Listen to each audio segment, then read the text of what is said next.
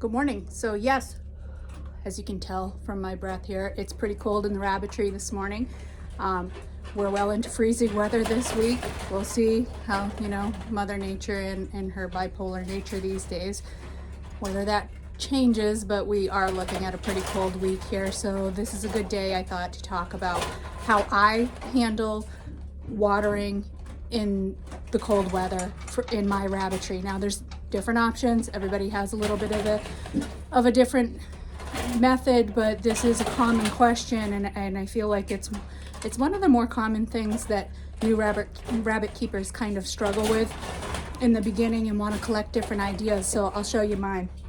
I can tell you that when I first started out, and first let me apologize if the camera angles today are a little wonky and get out of frame. I'm gonna do the best I can working with this, and also I'm freezing cold. I'm a person who runs very cold, so I really had to talk myself into getting out here, but rabbits need food and water, so it's gonna happen. So the first year when I first started keeping them, I did bottles. I don't like bottles. I just end up over time with issues, whether they drip. I do firmly believe, and a lot of people will say it, that the rabbits drink more from an open crock style of one form or another. I've got the kind that hook over the cage here. These work well for me.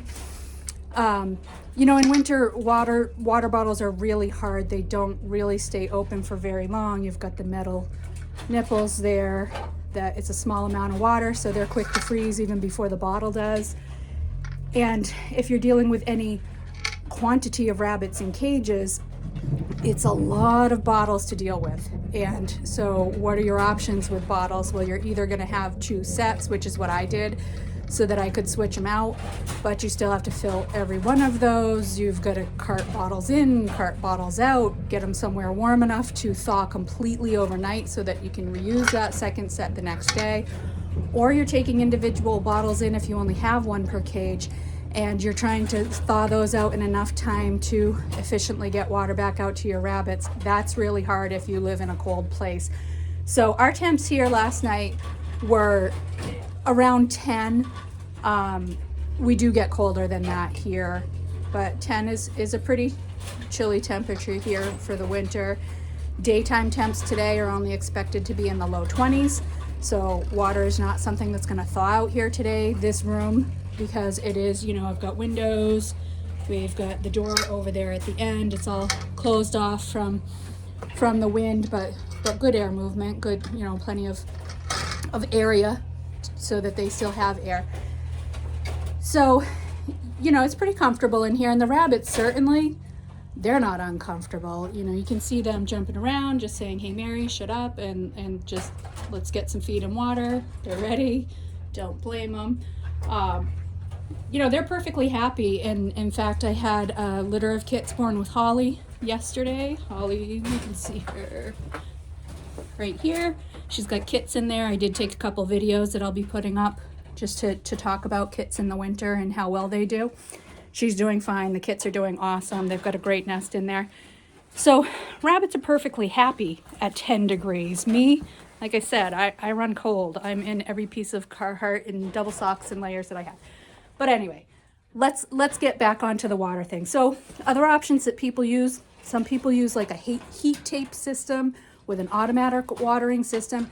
That is not something I do for a couple of reasons. One, I'm trying to keep these rabbits as efficiently and cost effectively as I can, and adding to my electricity bill, which has just been growing in leaps and bounds over the last couple of years without any additional use, just because of the rates, is not something I'm interested in doing. Also because, systems fail. One of my sons did work for a farm locally that kept basically a commercial type of rabbit, and they had an automatic watering system, but even they shut it down in the winter. They didn't find a reliable way to keep that going. So it does work for some people. It's not something that I have any interest in pursuing. So what I found is the crocks. Again, summertime, they have plenty of open water, and I do feel like they drink more. One of the benefits of the crocks is that even though it's obviously going to freeze, you can see from the indentations that they will lick and they will chew. So they at least have water in one form or another available to them. That's not to say that I don't give them open water every day. They do get open water every day, but it is to say that I can worry a little less overnight knowing that there's something there for them. So a couple of ways that, you know, you can kind of handle that end of it. One is just like, you know, I filled two buckets here with hot water. One way to do this, and I'm sorry, I left my actual cup over here that I bail with, is just to take the hot water, dump it into the crock, and that will help melt and freeze some of that up. It will moderate in temp pretty quickly, and they've got open water, and it will thaw some more of the water so that they have more available to them. Other way that, you know, another way to do this is kind of they won't need as much water in the winter as what they need in the summer. So sometimes I might keep these a little less full. Like where typically I would fill these right up to the brim every day. In the winter, when I know we're going to be in a stretch of freezing weather, I might only half fill that water. And that gives me, even if I've got frozen water in there and I come out here in the evening to quickly top off and give them some access to open water, then that gives me somewhere to go with it. If I want to, like I said, just quick in the evening, come in, take 10 minutes, fill up the water dishes so that they have more water. And then, you know, there's enough room in each crock to do that. But, you know, we don't want them to get to where they're too limited and don't have enough water access. So other lovely thing about these is that they're pretty easy to actually just quick thaw the water and pop it out. So a lot of times, you know, I'll bring out this second, you can hear it just popping right out, thawing just enough, and then I can pop it a little tough-handed, but you can see that even one-handed, that ice, it's right out, it's ready to go. Fill it with the water, pop it in the cage, and then I'm ready to go. So, you know, there we go. These crocks work really well for me. I do like this kind of plastic or a rubber because they've got some flex and they don't crack. I've never ever had one of these break with all the freezing that I get in the winter. You know, yeah, they get chewed once in a while and I have to eventually replace them, but they last a long time and they're pretty easy and manageable. And that's really all there is to it. You know, I'll come in here, just go down the line. It does take a little extra time, but hey, that's having animals in the winter. And if we're not willing to spend a little extra time for them in the winter to keep them fed and watered, then, well, we shouldn't have animals at all, should we? So that's that. That's my method. Maybe it sounds really simplistic, but that's kind of the point, is that it's simple, it's usable, anybody can do it, and it's worked a lot better for me. Highly recommend it over the bottles. Again, I'm sure that the warm systems, the heated systems and whatnot work well if you can keep them going. I know there is a heated water bottle that you can buy, but when I looked the other day, those are running between $25 and $30 a piece.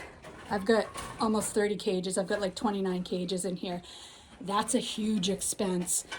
And I would have to really feel confident that those were going to last me years and years if I were going to invest in that. And I'm not going to. I don't need to. Again, those heated bottles, I don't know if that, honestly don't know. I think they plug in. But that, again, is a utility expense. You know, even if they were battery operated, batteries aren't cheap either. So this is the way for me to go. Hope it gives you some ideas, some solutions, and hope it works for you. We'll have an accompanying article at meetrabbits.org. I hope you'll pop over there for this and anything else that you might be looking for information on Meet Rabbits on. And any other questions or comments, as always, please leave them in the comments, pop over to the website, leave a question, topic idea, something that you'd like to see addressed. Okay, have a nice day and good luck with your rabbits.